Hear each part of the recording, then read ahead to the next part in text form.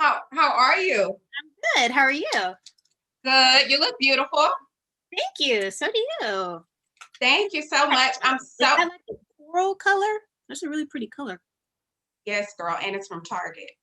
Hello. Listen, Look, see, right off the bat, we connect because wait, I stand for Ross, and every chance I get, I be shouting out my Ross finds. honey, look. Same. I love a Ross moment too, okay? I love a budget moment. Hello. Period. Period. Point blank. Gigi, I'm so freaking excited to talk to you today. I mean, look, you killed it. Like, Thank you. round of applause, round of applause.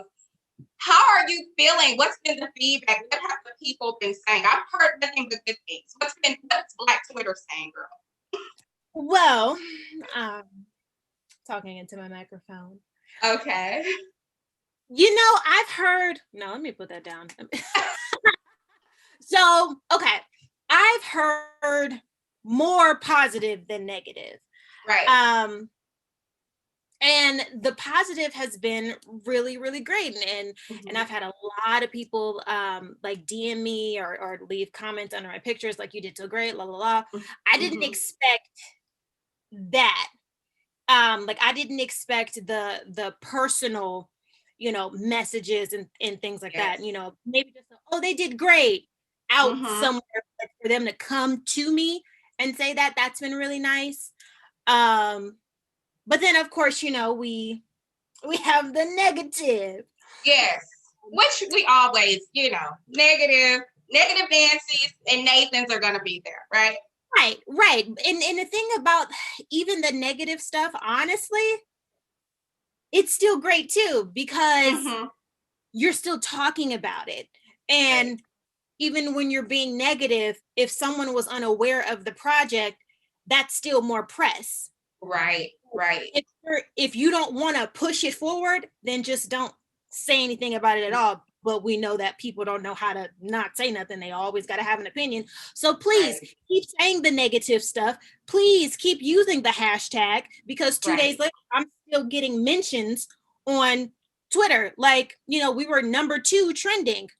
Please keep the hashtag going. Keep it going. Keep it going. Even with the negative, the negative Nancy's and the negative Nathans, they want to watch it to be able to nitpick the bad part. So please keep it coming. Keep it coming. Keep it coming. Keep it coming, Nancy's and Nathans. We love it. We love to see it. Thank you. Thank you. I have to ask you, I mean, the performance was stellar. Like, you literally dove in, and killed it. And I'm going to dive into that. But before we dive into everything, could you have imagined this all happening for you? As far as me booking a biopic, no. Because there was no one that I was like, oh, I look like her, I could play her.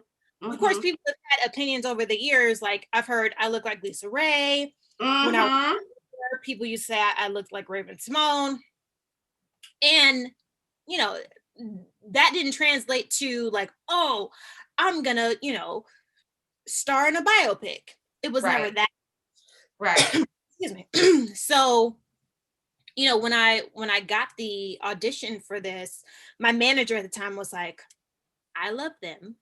So I need to book this for me. It's not about it's for me, because I need to be on set with them.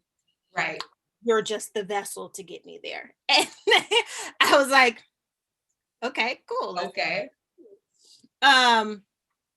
But as far as, getting the project and diving into it, biopics make people's careers. There are certain people that booked a biopic and it's just off to the start. So when the opportunity was in front of me, like, hey, you booked it, blah blah blah. Of course, I'm approaching it with the best of me, and not only wanting to give the best performance, because also too, having a network trust you to carry an entire project Like that's a Mhm. lot of responsibility. There are Mhm. some Mhm. times where actors don't get a job because no one else has given, no other network, I should say, has given them a chance to carry something. So Right. it's different when you're new like me Mhm. and coming into a project or auditioning for a project and the responsibility of being number one on a call sheet for a network to take a chance Mm. on you. You feel me? Right. Like there was a project that I was up for a couple years ago. I believe it was the same network. Mhm. It was a biopic too, and I believe they passed because I had never held such a responsibility. Mm. You feel me? So Gotcha. Well, now you're ready. right. So in this kind of like just it met me when I was ready to Mhm. handle all this. Mhm. So I definitely believe that what's for you is for you, and everything happens for a reason, and the stars align exactly when they're supposed to. You Right. know, so I'm not one out here trying to force anything to happen before it's meant to happen. Like I'm Mhm. very good with the flow, and you know, everything will find me when it needs to find me. But in the Right. meantime, I'm gonna still do what I need to do and prepare myself and be ready to work when the opportunity Yes. comes. Definitely. And this was just one of those things. Mhm. Did you always have aspirations of being an actress? Was that what you wanted to do when you were a little girl? I can imagine. I can see a little Gigi. Okay. So when I was younger, Mhm. my mom, as most parents do, they put their kids in stuff. Mhm. Mom had me in, well, I was figure skating first. That's what I was Mm. doing before dance. So I was figure skating first. Then I stopped that. Then I got into dance. I was dancing with California Dance Center, which is Mhm. out in LA. Mhm. And then I got into the idea of wanting to act because I was always entertaining my mom and her friends, and my grandfather was in the entertainment industry, and my mom went to him and was like, "Hey, G is expressing wanting to do this.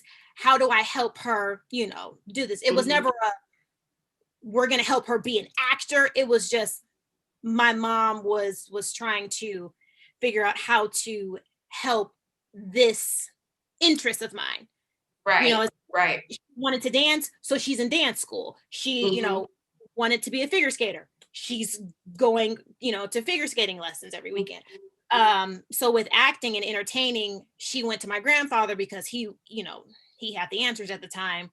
How do I help, G make this a reality? Whatever. How do I go on auditions? Da da da Right. da. So then at that point, I'd booked my first role, which was a Toon Disney commercial, and Mhm. I was 7, and it was just I wanted to get out of school and eat the bomb snacks that they had on set. Uh, Wanting to turn it into a career Mhm. didn't really happen until I got older and was like booking other stuff, but I was still very much so going to school to be an obstetrician. Like when Wow. That's what I wanted to do. I wanted to be a obstetrician. And when I was in high school, I wasn't homeschooled for high school because I was still working at the time. My mom didn't want to have to deal with pulling me out of school and all Mhm. the extras. So I was in homeschool, and my well, okay, let me explain that too. Homeschool for me was technically independent studies. So there's Mhm. different like setups. Like my mom wasn't my teacher. So with the independent studies, you go to a facility twice a week for an hour. You turn Okay. in your work, and then you take your tests there at the center, and Mhm. we go class by class. So you do a history class. You have 5 history packets that you have to you read your Mm. chapters. You do it, Mhm. and then you get tested on each packet that you turn in. Gotcha. You test out of the class, and Mhm. that was school for me. So twice a week you go for an hour. You at least have to turn in 1 packet a week. Mm-hmm. So in the beginning, you sit down, you do a plan with your teacher, where do you want to go? What's your plan? I wanted to be an obstetrician. So ninth grade, we had that plan. 10th grade, we were figuring out classes that I needed to take to fit the requirements to go to Brown, because that's well that was the focus, to go to Brown. Mm-hmm. So then I was taking classes at the community college by me, like Spanish classes, because that was something that was not offered. And it wasn't a requirement to get out of high school for California, but it was required to get into Brown to have it. Gotcha. So stuff like that, or doing a chemistry lab, that was something that was required from Brown. And that was the plan, in the interim of still going on auditions and things like that. Even up into booking the job, I was in school. And when I got the call that I booked it, I was like, crap, I'm past the date of dropping the class without getting a W. I'm about to have a W on my transcripts. And I've already paid for my classes. I bought my books. They didn't work with you. I'm not gonna get this money back. No. They're like, girl, that bookstore was not trying to give me my money back. A mess. So I had to eat it, but I'm gonna go back. I'm gonna finish, because that was something that I started, and my mom has definitely instilled in me to start what you finish what you start. Finish what you start. Yeah. So I'm gonna go back. But it was never when I was a child, oh, I want to be an actor. No, I want to be like her on TV. I have to just first, you said so many good things. Shout out to your tribe for working with you on your interests. I think that's so important, that your mom and your tribe, your grandfather, they, whatever it is that you came and said you were interested in, okay, let's do it. Let's get you in these activities. I think that's so important. Did that help you at all, like in your journey, your tribe being behind you and pushing you in whatever it is that you wanted to do? Yes, absolutely. Absolutely. Even my friends, like, having my friends with me and through this journey has been really important. They keep me grounded, even though, like, I'm not someone that gets caught up in the that side of it. Right. I'm very grounded, always been that way, super chill, laid back, not really moved by a whole lot. That vibe. I get that vibe for sure. Yeah. So yeah, but they definitely have been a really big instrumental part of the entire process. My mom and my family and my village through it all. Right. I mean, and then let me ask you this: what are you studying in school? Are you still going to be an science degree? Is okay? What I was doing. And yeah, I may have to reconsider the field, because I'm a little older now, and med school for 15 million years after, that's like, I don't know if I got that kind of time anymore, but yeah, I'm definitely going to finish my health science degree. Right. So yeah, I may not my name, but I would love to hear more about that journey. So you have to come back and keep us posted. Oh, of course. For sure. So you starred, like you said, in several projects before landing this role, this iconic role as Cheryl Salt James. I want to talk a little bit about the audition process. Gigi, break it down for us. Like, how does this come to you? Like, I'm not through a manager, but like, I know you spoke a little bit about it, but like, where are you at the time that you get the call? What space are you in? Break it down for us. Walk us through. So at the time when I got the call that I got the audition, was that a photo shoot? I think. Yeah, I was at a photo shoot with a friend of mine, and like I said, my manager called me and was like, "So Salt and PEPA is doing a movie. I love them. I need you to audition for me. I don't care if you want to do it.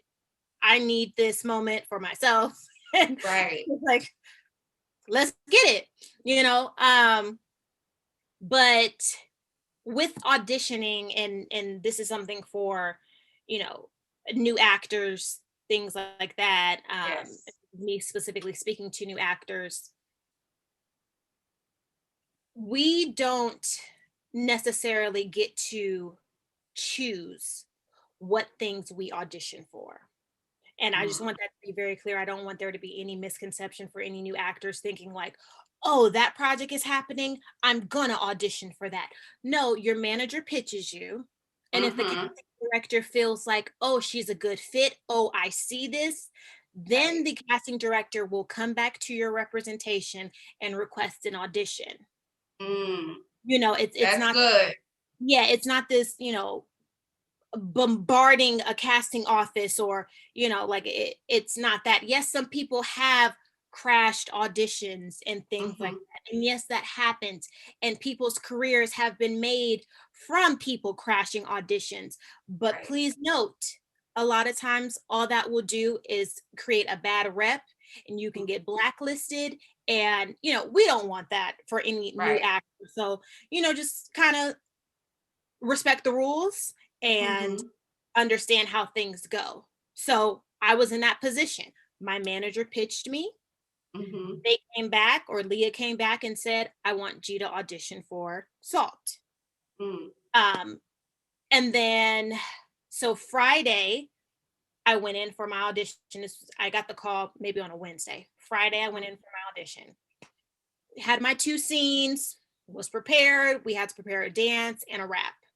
Mm-hmm. Got into the room, did my lines, cool. Okay. Did my dance, cool. Okay. Did my rap, messed up. Um, What and is going through your head at that time when you mess up? Are you like, okay, I blew it? Or are you like, oh my oh yeah, yeah. I was like, oh, this is a dub. Yeah, this is a dub. So I walk out the room. Well, Leah was rapping along with me and she kept going, and then I God? caught back on. But after that, after I said my goodbyes, bye y'all, I walked out the room and I was like, they not calling me back. Not at all. Girl. But it was okay because I just Right. released it, you know. Mm. But even though it took me a while to get to the point of understanding what's for you will be for you, and Mm. sometimes you just got to release stuff, and Right. if it's meant, it will come back. So Mm. I wasn't down on myself. I wasn't sad and, you know, doing things that I had done in the past, because don't get me wrong, I've gotten attached to a couple projects in the past, and I thought I was going to get it, and oh, this is my moment, and blah, Mm. blah, and then I don't get it, and now I'm laying in my bed all weekend crying because I thought this was my moment. Right. And Right. that's real. That's so real, and I've been there, and it's real for other actors. You think, Mm-hmm. oh my god, this is written for me. I see myself in this project so much, la la Right. la. But there are so many other factors that go into someone booking a job Mm. that as an actor you don't have anything to do with. You can Mm. go in and give your best performance, but if you are too tall, too short, too pretty, the Mm. director don't like you because you remind him of his ex-girlfriend in high school that played him. Right. Like, there's so many different factors that go into someone booking a job. So I had to release all the extraness when I got out the room, because I would have been a mess and all in my head about messing up the rap. Right. So I But just Gigi, let me ask you because that's important. I've been there myself, not for an audition, but just for an opportunity. So I know people that will watch this have been where you are and have, felt like, oh my God, I knew that that was for me and I messed up and I'm going to go home and cry and eat a bunch of ice cream. How right. did you get to that place though? Like, how did you get yourself to the place where you didn't drown yourself in your feelings or dwell on the mess up, but, took it in stride? How did you get there? uh Having too many experiences drowning in my feelings. Mm. Um and then saying like, you know what, it don't matter Right. no more, because what's for me will be for me, you know, um, having those feelings and then it coming back around that the project never even happened. Or like stuff like that, you know, because you, even when you book a role, you don't know what's going to happen to the project. You know, especially in regards to pilots. You know, pilots are just that one episode. We don't know if the network has greenlit for a season, la la la, because I know that pilot season is one of the most, or some of the most stressful times for reps, actors, things like that. Everybody wants to get on a pilot. Right. So having too many times of me being sad and depressed and just like, what am I gonna do? Anxiety kicking in, like just having moments of, what am I doing? When is my moment gonna come? Right. And constantly having my friends remind me, it's coming. You can't force it. You literally have nothing to do with it. It's not up to me, it's up to God. You have to let it go. Because it's going to eat you alive if you try to strangle the feeling of, I need it now, I need it now, I need it now. Right. Like, because then also too, you're not gonna, well, for me, I would be so hung up on when is it going to happen that I'm not appreciating the organic process of it all coming together. Right. You know, like I'm so focused on the end result, I'm not enjoying the process. Right. So, and essentially not enjoying life. Like life is happening all around. Right. And enjoy the moments that are happening in front of you, the moments that you can control, even some of the moments that you can't. But you know, it's important not to get caught up in just so focused on that one thing, that end goal. And also depending on, you know, my church goers, and depending on how your faith is, when you pray on something, you're not to strangle it, because then that means that you are not trusting the Lord with what you have put up. Okay, preach now, Gigi. Oh. Gigi the preacher.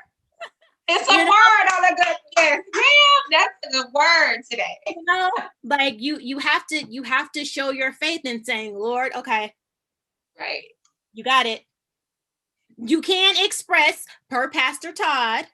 Oh, that's online. Pastor Todd, that's my church too. Pastor Todd said, you can be like, Lord, this is whack, comma, but I trust you. But I trust. Hello, somebody. I just wanted you to know. I'm out here. I'm a little antsy, but I trust you. Ooh. Yeah. So, yeah. She took a minute to get here. I was raised in faith. But to really understand that part and to get that part down, you know, took me getting older and having these experiences, you know, and even having some of my friends be like, girl, snap out of it. Get it together. Right. The world is still moving. Right. You know? Right. Which is why when I got the call that I booked. Yes. Oh, and girl, I'm going off on a tangent. We didn't even talk about the audition. No. I'm gonna come back. But when I got the call that I got it, I was at work. And my thought process was, okay, am I quitting today? What's going to happen when I'm done? Do I come back to this job? Because life is happening. Exactly. You know, life still goes on. Okay, stop there. Audition process. So a week later, they called me and they're like, you have a callback. And I was like, oh, okay. So going for the callback. I guess I do good. Have another callback with Mario on Skype. So this was the director session. Wow. He has notes. He, you know, wanted to see another routine. We get in the room. Well, he's on Skype. Get into the room. He's like, freestyle. Oh, wow. And in my head, I'm like, what's your freestyle, Gigi? Do you remember? Oh, I do. But here's the thing, cheat code, it's not a freestyle. It's just a rap that I have memorized from a girl group that I used to be in. So it's an unknown rap that I pull up style, but you know, you got to stay ready, so you ain't got to get ready, and you always got to have that. Zach. So when he was like freestyle, I'm like, thank God, I know this rap like the back of my hand, but sir, that's not what was on the email. That right to me. But okay, let's play. So I did my little rap, and then that was it. So then the next audition, mind you, this is all over a month and a half. So the next audition was a round of chemistry reads. And that's when I found out that Layla was up for PEP. So we go in, we have our chemistry reads, and then Leah's like, okay, so I need you guys to pair up, go do a dance video tonight, send it to me by tomorrow. It was about 4:00 when we got out of Leah's office. So go do a dance video tonight, edit it tonight, and send it to me. So me and Layla walk out like, okay, let's go make a dance video. What are we about to do? I hit my homeboy and I was like, listen, I need your help. I got to shoot a video. Leah wants it back by tonight. Can we come to your building, shoot in the gym, which is the video that we used we did a push it challenge. Okay. And we actually used the real audition video because we thought it would be cool to just like show people like. I saw that. Yeah. So that was a real, that was through the audition process. We hadn't even, booked yet. Wow. So then we did that, sent it back. Then we got a call for more chemistry reads. But now this was with the executive producer, with Lifetime, with Leah, and a couple other people. So, is your mind blown, Gigi, at all? Or are you like, okay, this is different. This isn't like any of the other things that I've ever done. This is different. It was, but again, I didn't want to psych myself out. So it's like, okay, next round. Cool. Because also too, when you get to a certain point in the audition process and you get cocky, like, oh, I got it, it's mine. That's when the Lord be like, nope, you should have humbled yourself. You should have humbled yourself. You got a little beside yourself. Because then you stop doing the work. Right. When you get to that point. Then it's like, oh, this is easy. I don't need to study my lines because I got it. I've been doing this for No, you need to look at them lines every day. Hello, somebody. Until stop. You need to be looking at them lines every day. Right. So, I didn't fall into that trap of, oh, I got it. Because there was also another girl that was in the same position that I was in. Because, of course, we're in the, final rounds of things. So now we're asking questions like, oh, who else do you have pinned for the, for the project? Who else are you looking at? And there was a girl in another state that they were looking at too. And then a couple of other girls here for the role of Salt. So if at any point I had an ego, baby, that got shot down real quick because it's like, well, you're not the only one. The one, right. You there's still work to be done. Right. It's not yours. It's not yours until they sign contracts. And even then, people get recast and replaced all the time. So stay in your seat, remain humble, do the work, and the work will show. Wow. So I had my audition, or that was like considered the network test. Right. Got in, did different adjustments, go on with this person. Okay, come out, switch. Okay, come in by yourself, go out, wait, go in with another person. Like there was a lot of that day. Right. And then was like okay, bye. That was it. And they don't give you any, they're not gassing you in a room. They're not like, oh my God, you were everything. You're it. Right. Oh, they're like, all right, bye. We'll see you Oh. later. So real life. Again. And I go back to work. Like that's what I do. I go to work the next day. And the next day. And the next day. I didn't hear back for about a week. And my agent calls me and is like, oh, can I speak to Cheryl? And I thought he was kidding because we know a Cheryl. And I was like, this is G, like what, who are you calling? Right. And it didn't process. And then when it processed, I was like, oh my God. It's me. It's you. I mean, yeah. Gee, so you, and who better? I just couldn't see anybody else playing this role. Like you embodied her so perfectly. When did you meet her? When was the time? So you get the call at work. How long before you're on set and shooting and in full hair and makeup? So about a week, I meet her. But this is they were touring. So I meet her about a week later, and then we start boot camp right away. So 6 weeks here, and then an additional 3 up in Toronto. Wow. But that whole time, her and I were still communicating. And then we leave for Toronto in October. There, all that work starts happening. We have multiple wardrobe fittings because we had some odd 100 changes. Had to have separate fittings for wigs. Girl, they were so good too. All the wigs that we went through. And then we started shooting, after that. And once they got off tour, they came up to, Sandy and Cheryl came up to Toronto with us to shoot. Man, that was a solid 6 to 9 weeks before before you met. Okay. Shooting before we started production. No, my first interaction with Cheryl was a week later because we had to communicating right away. Okay.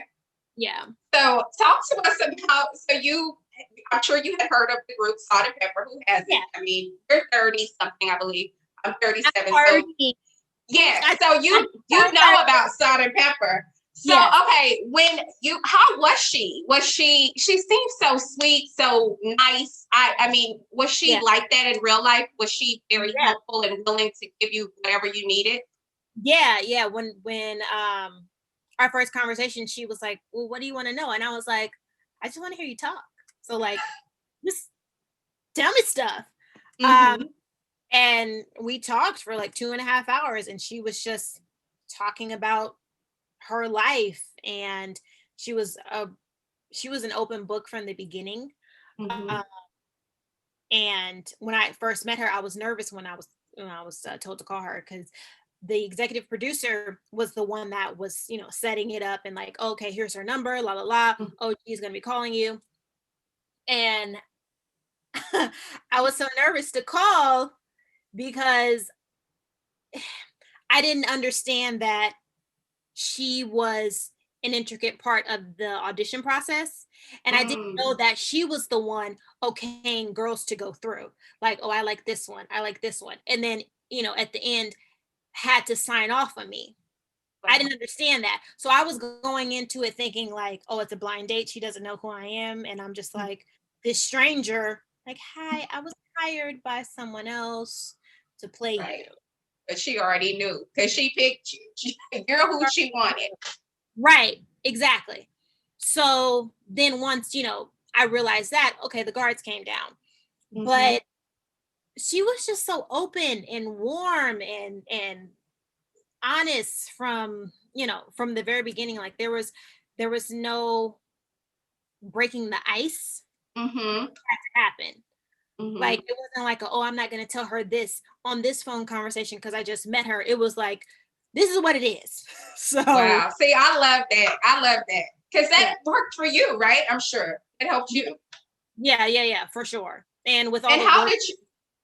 Go ahead. Go ahead. What were you gonna say? Obviously, with all the work that we had to get done, you know, it served the situation a lot better for her to just, you know, be an open book. But Mm-hmm. she often says, you know, that she is that, and in any other circumstance she wouldn't be anything but, because that's just who she is. You know, Right. you ask a question, she's going to give you an honest answer.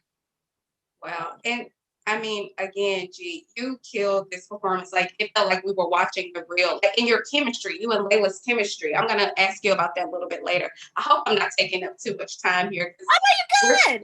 Okay. This Okay. is good conversation, and I am enjoying this. And The I'm same.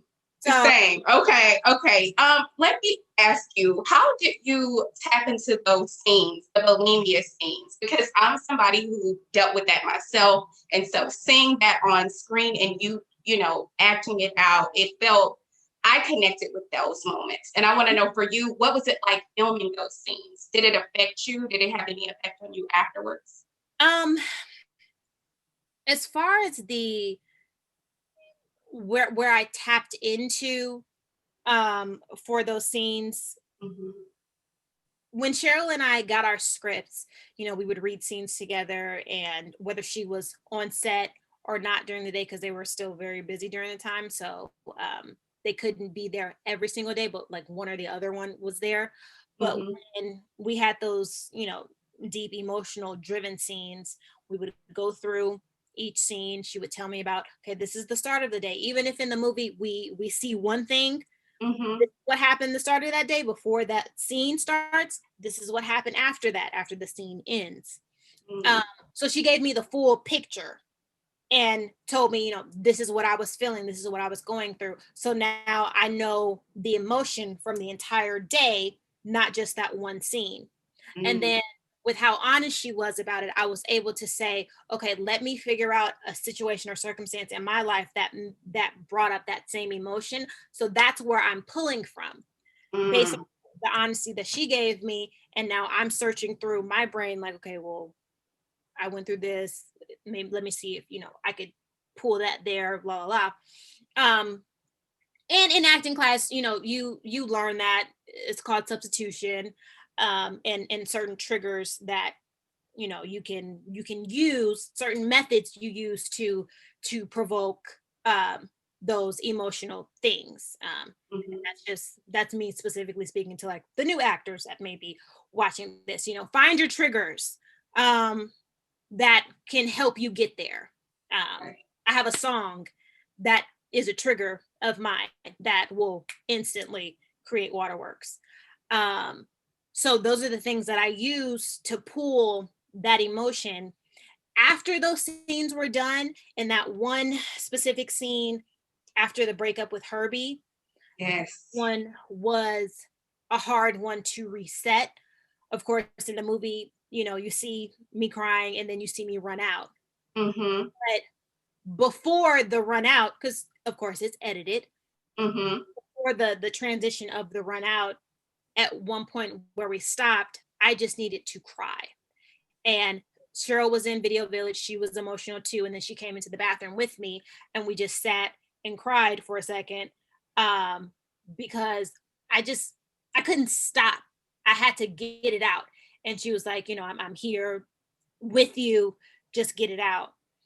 Um, but as far as those scenes, just they were draining emotionally, even with the fight with Herbie. You know, we did 7 takes of that. Of course, you guys only see one, but when we had to keep doing it over and over and over again, each time it got more and more and more messy in regard Mm. to how much emotion was coming out, because, you know, we're actors, and but we're pulling from real experiences. So now, you know, it's starting to, wow, sorry, phone is ringing. It's starting to feel very real for Mm-hmm. us and everyone involved. So because of real emotion being pulled, that may be a result of a line being flubbed, or, you know, now we cussing at each other for real. Right, Like, right. I had a couple F-bombs that dropped, and after the scene was over, I turned to Mario and I'm like, I'm so sorry. Oh. But because it felt it's real. Yeah. Right. Mm-hmm. It was no longer just lines on a page anymore. It was real. Like, we got physical one take. Like, I'm pushing him, he's trying to grab me. To where when we're done, he was like, gee, I feel like we need to hug it out. Like, I'm like, this feels too real. Like, I feel like we need to go sit and have a conversation because we just broke up. But that's what you want out of right. acting. You want that, and not just for the audience, but to be with, a fellow actor that can pull that out of you, or to create a scene like that with a fellow actor where it feels real. Like, that's gratification in the things that you look forward to as an actor. Right. Like, that was so real. So with those things going on, those real emotions happening, because, Mario would often say, your body doesn't know that you're acting. That's good. This is pretend. No, your body knows that you are emotional, you are yelling, you're screaming, you're so out of whack. Right. Right. Out of whack. So you need to take a moment and step back and reset yourself. It's not just a easy, I'm crying and ugly cry too, but I'm crying and going through all these emotions, and I'm pulling from these different memories and bad memories, depending on whatever your substitution is, just for the sake of the scene, to then go, okay, I'm better now. Right. Like, no, I was tired after those scenes. I didn't want to do nothing no more. Like, it's hard to reset sometimes, right. Because you are literally taking yourself through the emotions of whatever you are going through. Like, they're real emotions for you, for the actor. Wow. And I mean, y'all brought the real emotions, because, honey, it felt very real. Mario wouldn't accept anything less. So I'm sure he wouldn't. Let's talk about you and Layla. You guys, the chemistry. Out of the park. I mean, I felt like, okay, this, because sometimes the chemistry can seem forced or it doesn't seem authentic. It felt real and it connected on screen with you too.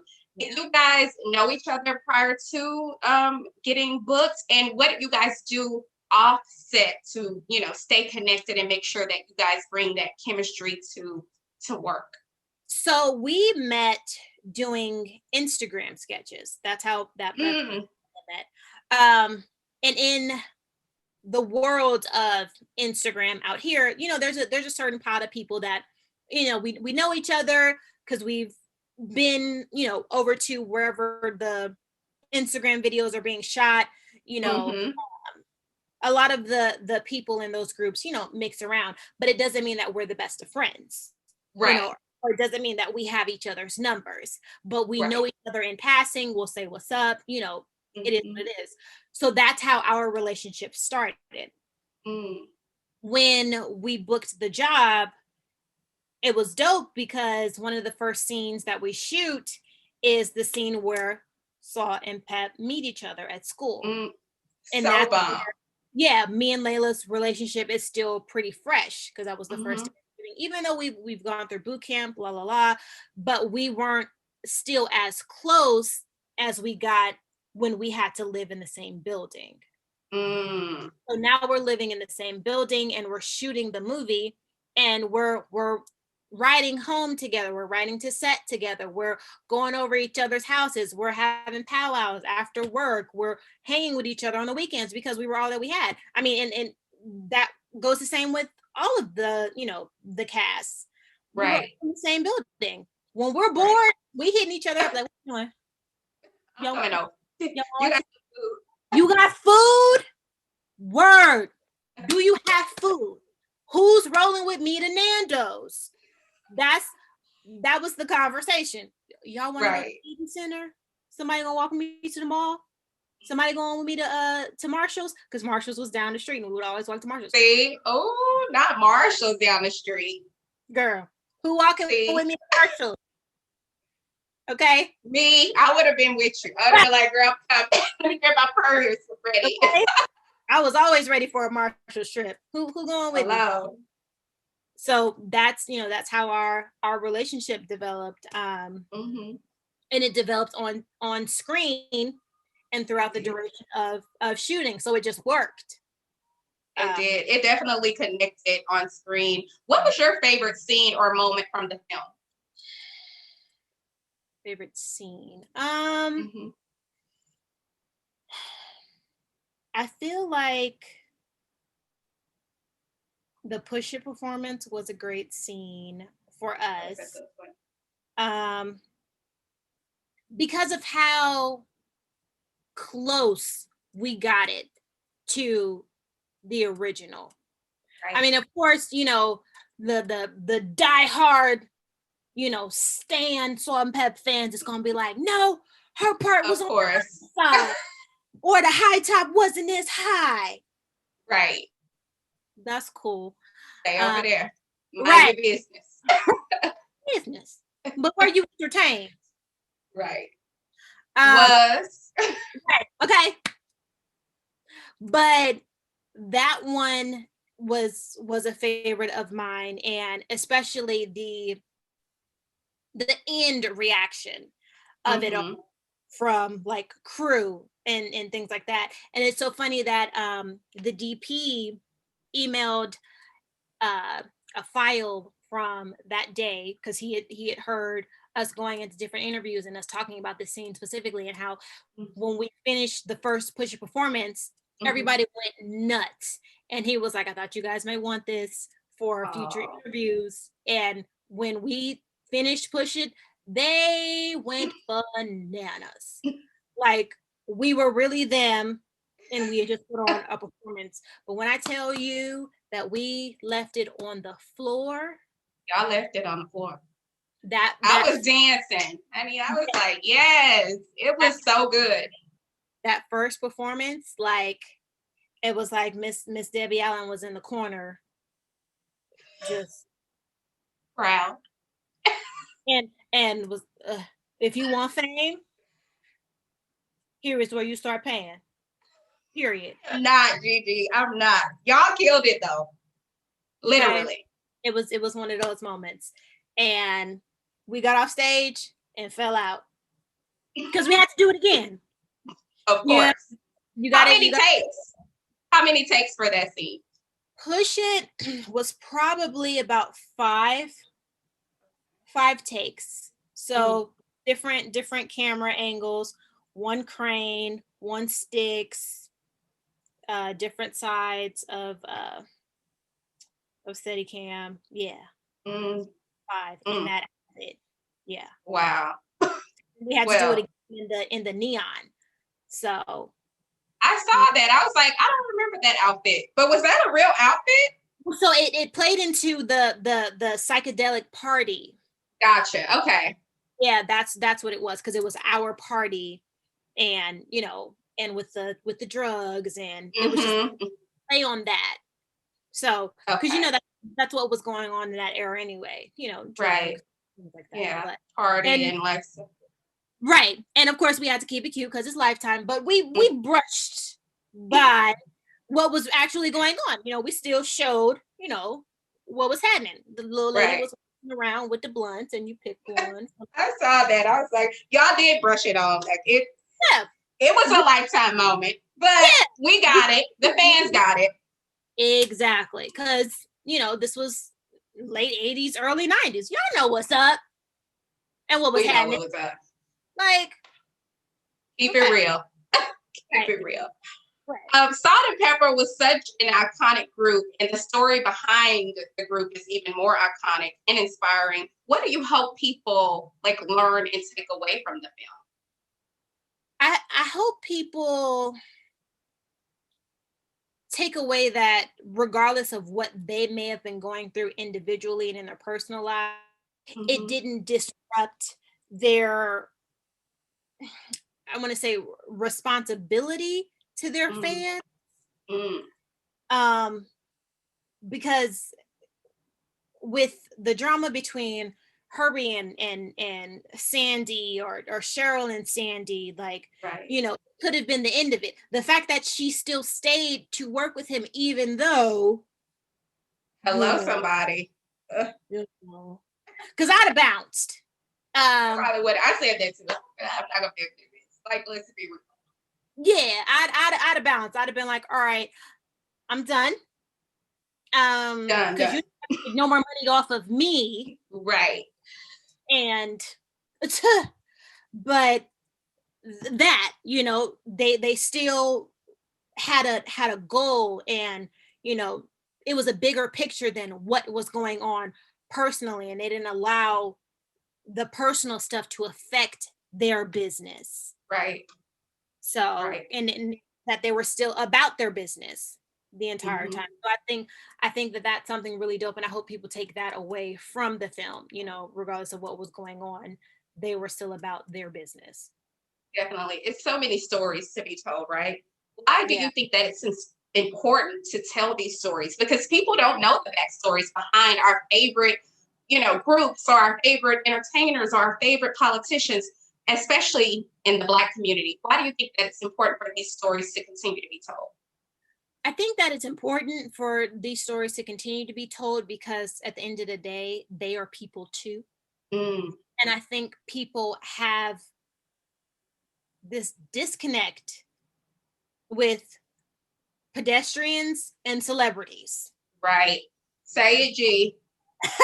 I think that people think that celebrities aren't real people, and that they don't go through stuff, and they're not entitled to their privacy. That is another topic, different day.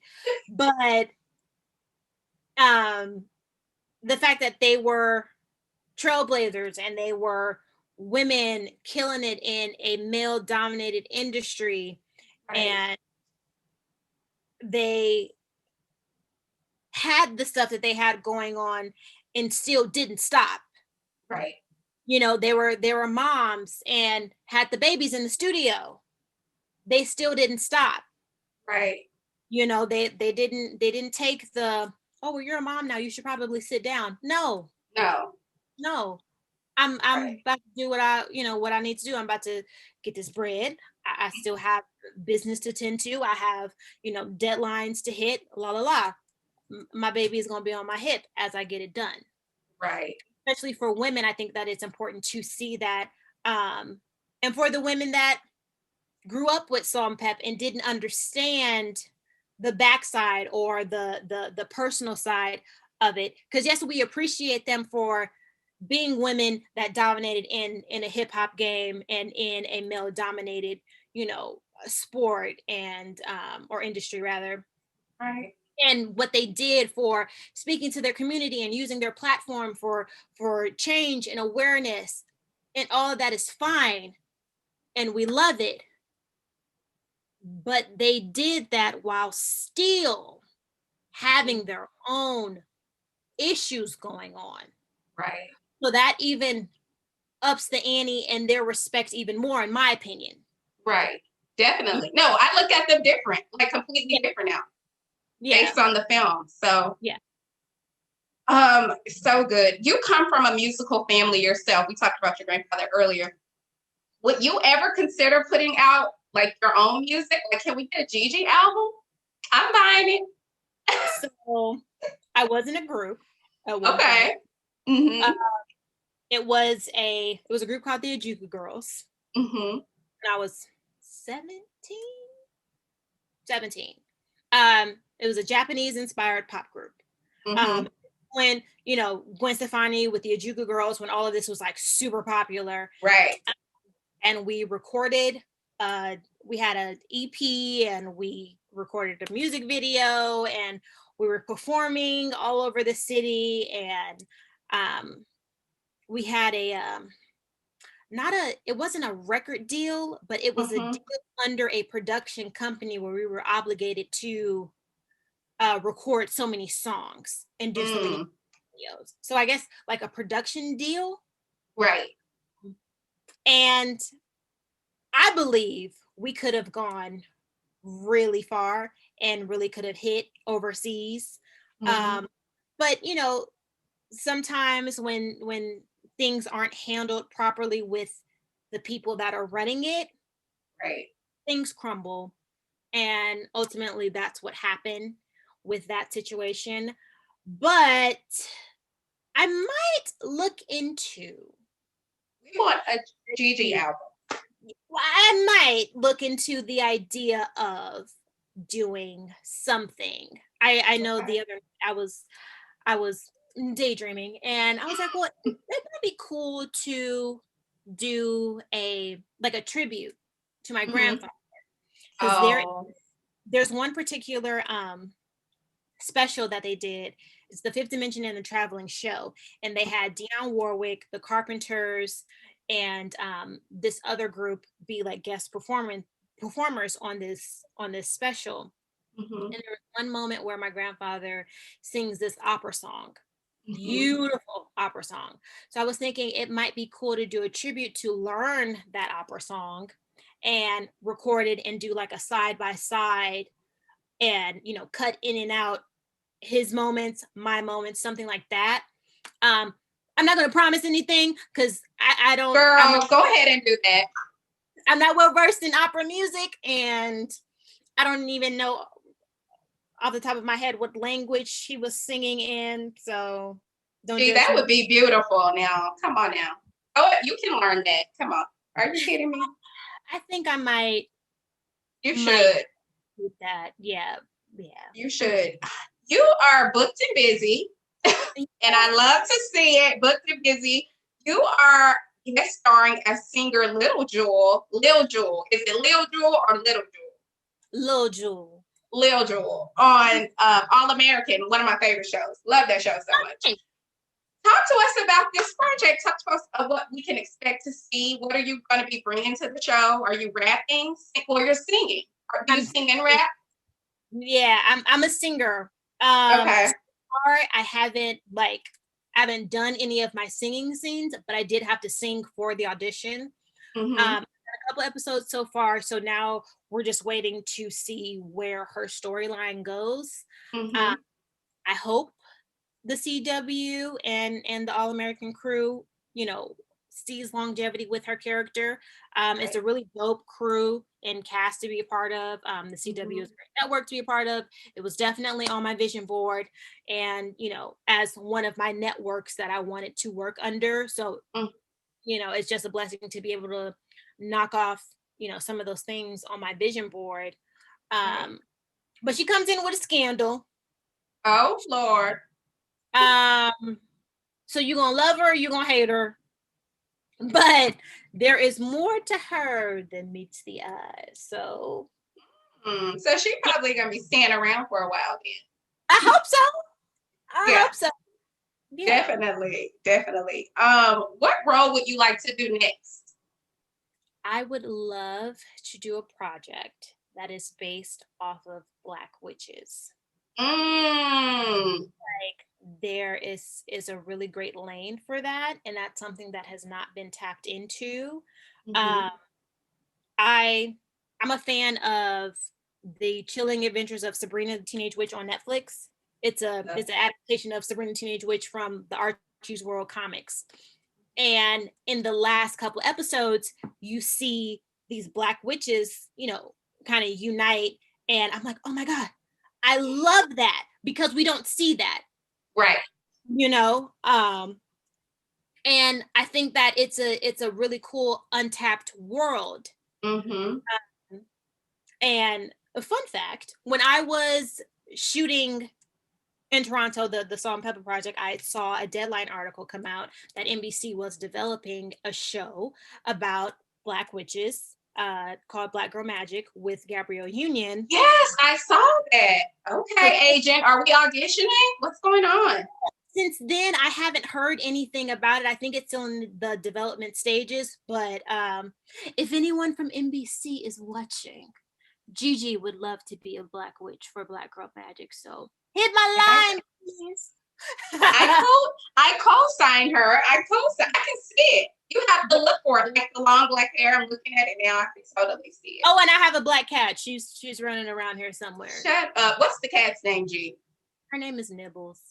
Oh, that's so cute.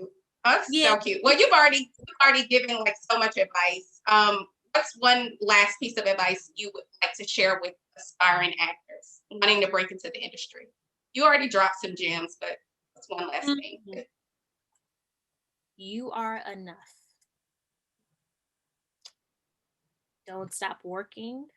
Always be a student of the craft. Never get beside yourself. Be nice, be respectful, be humble. Happy to be here, easy to work with. That should be your motto on set. Because people like working with people that they like spending time with.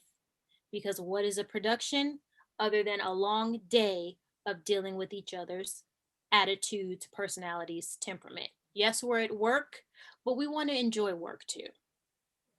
Happy to be here, easy to work with. And Desi. That's a word. What inspires you? What inspires me? Or who inspires you? Who inspires me? You know, I think Miss Betty Ann, whom is my mother, takes the crown here. Yes, she should. Just her being the woman that she is, a hardworking woman, you know, raising 3 kids by herself. My dad passed away when I was young. So, you know, her having to manage everything and making it to where we didn't want for anything. You know, we were all involved in something, whether it was my brothers in sports or, you know, me doing what I'm doing, my other brother in music production. She supported all of us and, you know, provided so much. And it was never to where we didn't have an opportunity to explore anything that we were interested in. Betty made a way for us to figure out if that was what we wanted to do or not. Right. You know, I could have told her that I wanted to get into gold mining. She would have said, okay, here go a shovel, here go a hard hat. I'm gonna get you a little sifting thing. Let's do it. You know, wow. That was the type of mom she was. So her, Betty, is who inspires me. And the thing that makes me want to go, because I don't have kids, so I'm not like, oh, my kids, you know, drive me. But it's my mom and wanting to make her proud and wanting to, you know, pay her back, take care of her, you know, at the end of it all. Give her the house that she dreamed of, you know, the car that she dreamed of. And even though, you know, of course she'll humbly say that she doesn't want anything, she doesn't need anything. That's the point. You know, I want to be able to provide her wildest dreams for her, even if she says, you know, in old age, and you know, they get to this point where they're like, you know, I've lived a great life, and that's cool. I understand that. And you might not want, and you might not have a, you know, the address to your dream house memorized anymore, because she deserves it. I just want to give her whatever it is, even if it was the dream house from when she was 20 years old. That's what I want to do for her, you know. So yeah, my mom. And lastly, I love that, Miss Eddie. This is so sweet. You're gonna have to play this back for her. That was beautiful. Cry, and she's been crying so much lately. Girl, you almost had me crying. I was like, I'm not gonna do it. Been crying so much lately, and she's proud of you. I know, but like when she cries, I cry, and I'm like, I don't want to do this. I don't want to do this right now. Like, she was on the phone with my grandmother the other day crying because my brother called my grandmother, and he was like, Google G's name. when she Googled my name, then my grandfather started popping up too. Mm-hmm. Mm-hmm. Me and my grandfather, and she was telling me that she hasn't Googled my grandfather since he passed away, so that's 20 years. So seeing all of that, then she got emotional. I'm like, Graham, don't cry, Mom, don't cry, because then I'm not gonna stop. Right. You know? Just like the ugly tears don't come. Like, wait a minute. I need us all to pull it together. And like, even my girlfriend sending me text messages like, I know your dad is proud, and guys, we are all proud of you. I'm proud of you. Like, seriously. And even at the end of this interview, like, just hearing your story and diving deeper into everything, you deserve it all. You deserve it. You deserve everything that's happening for you right now. So my last question, what brings you joy? What brings me joy? Acting brings me joy. Being on set brings me joy.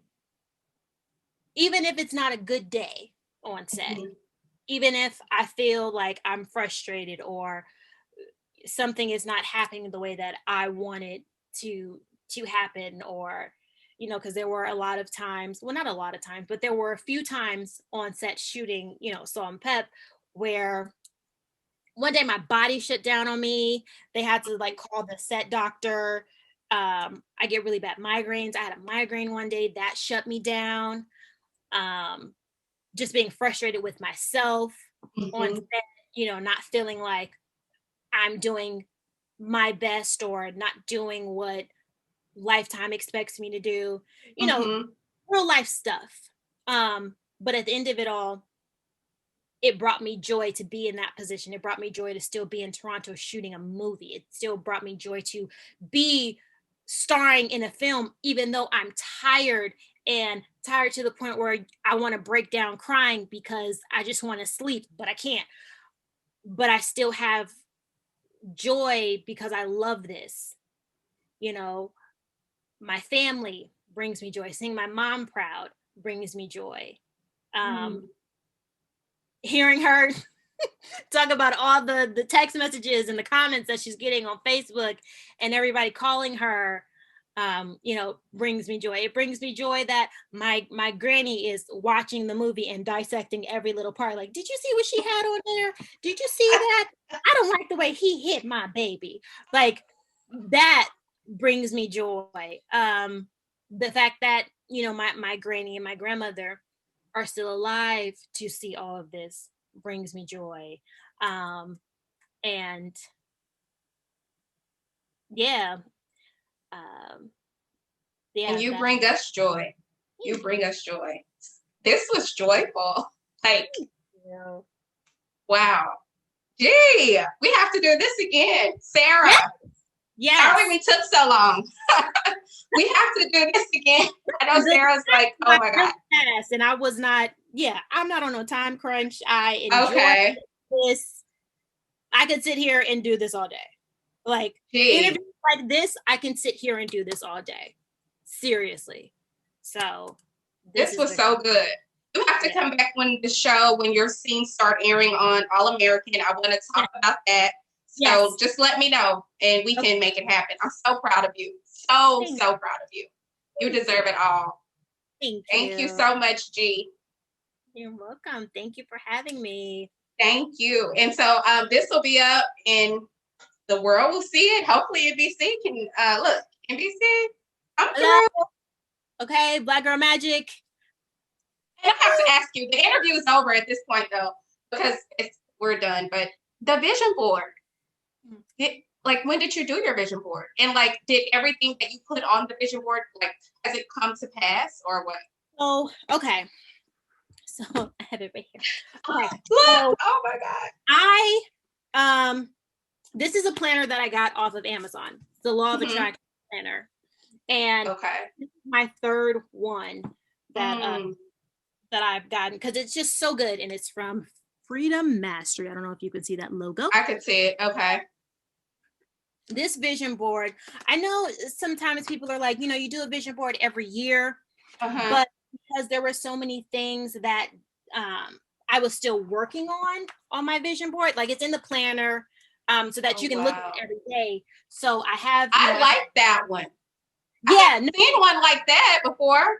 Yeah, it's dope that everything is, like right here. And this vision board, listen, preparing to use this vision board for the year, it's like an assignment because you literally have to go through like pages of like your statement and what you want to have, your life be about, the mark that you want to leave in the world. It literally asks you questions about yourself, and you got to sit and really dig deep, goals, and you do like goal webbing is what it's called.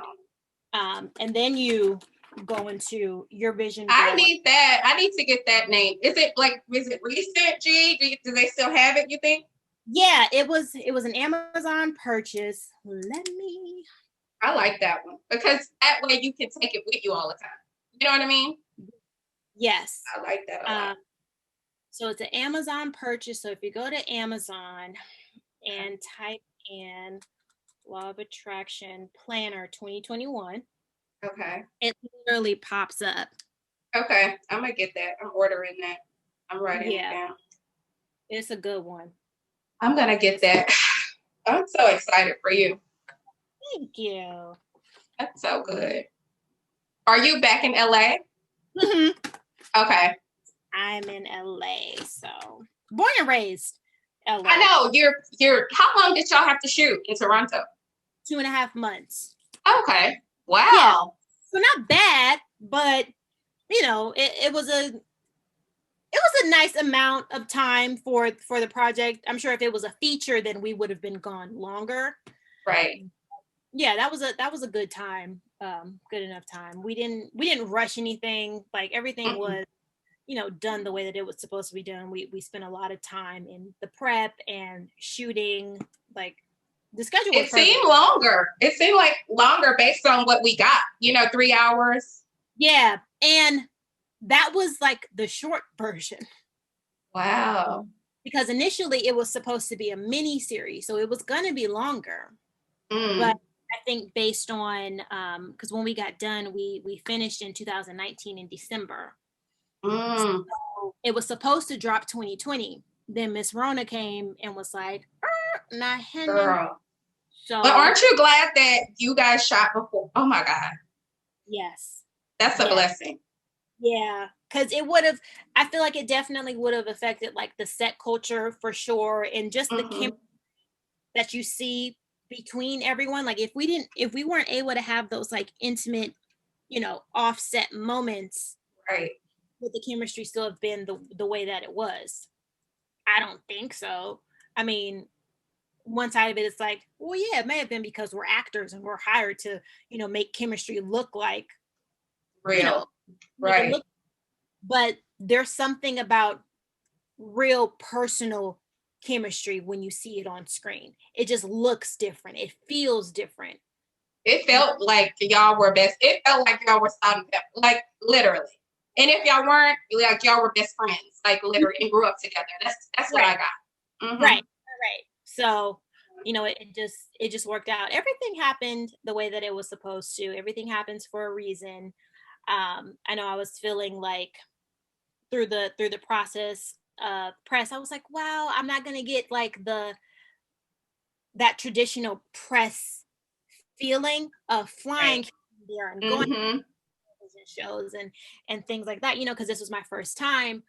But sitting back and thinking about it, it happened the way that it was supposed to happen, because I feel if it was a traditional press run, we wouldn't have hit as many outlets as we did. People were saying like, yo, your face is everywhere. Everywhere. Literally. And my granny said that to my mom, like, G's face is everywhere. And that's on billboards. Yes, and that's dope, so I feel like if it was a traditional, setup, we might not have been able to hit as many outlets. So everything happens for a reason. And it was an amazing process to go through. I'm proficient on Zoom now. Same. 2020 has taught us. How many interviews have y'all done? Do you even know? So y'all have been everywhere. Everywhere. One day, I'll just say this. One day, I had like 8, 9 interviews in a day, and we did press for 2 weeks. Oh my God. I don't know if Sarah could chime in and tell us about the average of Sarah, not 9. Oh my God. It was a lot. Hi, ladies. Hi, Sarah. We'll be off soon. I know you're like, are they just still talking? Oh, yes. It's fine. You guys are connecting, and it's a great interview. So thank you so much. We appreciate it. I appreciate you and Gigi. I'm so excited. 9 interviews, G? Yeah. Yeah. In a day. And it was straight for 2 weeks. Mm-hmm. Mm-hmm. It was a pretty intense press tour, I will say. Yeah. It was fun. Well, it prepared you for when we get back out. Hello? And you're doing the press runs. Okay. Going from here to there. I'm going to give you your head start. I'm going to show you what it's like to do press like this at home, so that when the world opens up and you have to do more press, you will be ready. Thank you, Lord. I take it in stride. This has prepared me for that. She's ready. She is ready. Ready, rock steady. Who would you like to work with next, G? Like anybody that you've been on your vision board maybe, or in your mind that you want to work with? So I would love to work with Ava DuVernay as a director. I love Johnny Depp. Oh gosh. Love Johnny Depp. Who doesn't? He can play anything. Right. Anything. Mm-hmm. I would love to be in his graces. Like, sir, you can be a drug lord. You can be Edward Scissorhands. You can be a pirate. What can't you? Right. What can't you do? So him, Kerry Washington. Oh yes, right. She is the queen of the people. She has fans. Everybody loves her. Mm-hmm. Everybody loves Kerry. AW. Okay. Like, I could definitely see you working with Kerry and Ava for sure. Johnny too, for sure. But I can see you in an Ava project. Yes, I would love. Yeah. You know who else you look like? Do you get Lauren London? No, that's a first. Really? Yeah. Yeah. She's gorgeous. She is. You are too. That's what I'm saying. You look like Lauren too. Yeah, that's for sure. I've never heard that. Yeah. Interesting. Well, G, I'm not gonna hold you too long. Because we've been on here an hour now. But it was I would have kept going. Like, girl, I'm gonna DM you because I'm gonna go on Amazon because I'm gonna order that vision board. I like the vision board. And because I just need to stay in touch. Listen. Look. I need to know all of the projects that you have. Seriously, you have to come and talk about it. Of course. Even if you just want to sit and have conversations about things. Can we go and have a glass of wine when the world opens? Well, look, I think we're opening back. They said, like, our lift is up. The order. Yes. We for sure can. When we get off punishment. Yep. Look, a little glass. Because I just got off the fast with Transformation Church. Girl, I love his ministry so much. Yeah. Oh my God. Yeah. I love his ministry. Have you read his book? I haven't. I started to read it because my husband got it, but I haven't finished it. Have you read it? No, I haven't. And he just looking at me like, girl. People been saying it's good though. Yeah. I need to get into it. Yeah. Sure. I need to finish it. And then he has one with his wife now, so I want to read that one too. Mm-hmm. Oh, okay. Oh, yeah. Dope. No, Yeah. gotta be putting out content and spreading the word and the gospel. Girl. And did you connect with that part? I know I'm about to go, Sarah. This is it. Did you connect with that part, the faith part of Cheryl, when she was like, did she talk to you about her faith at all? In regards to like, you know, always being true to yourself, standing in your integrity, doing the things that are important to you, doing things that serve you. And it's interesting that when Cheryl and I, you know, met, I was already getting there. You know, the person in this industry, it's easy to get caught up in doing things that don't serve you, or doing things that go against who you are as a person, or compromising your integrity. So understanding that that's her story of always standing in your integrity was like double confirmation of, gee, you don't have to take any shortcuts. You don't have to do anything that does not serve you. Right. You know, it's easy to take a deal from the devil. Hello, somebody. A faster way. And but also too, oftentimes the faster way, you're going to end up hating yourself in the end. Right. So, and I don't know if this part is going to be used, but new actors, do not take the shortcuts. Do not do things that go against your integrity, that you're going to hate yourself for 2, 3, 4, 5 years down the line, and it's going to come back and bite you in the behind. Set your intentions from the beginning and stay on that road. Right. Because Proverbs 18:16, your gifts will make room for you. And there we have Preacher Gigi again. Yes, with the word. Preacher girl. Yes, your gifts make room for you. You don't have to do nothing else. That's a mic drop moment.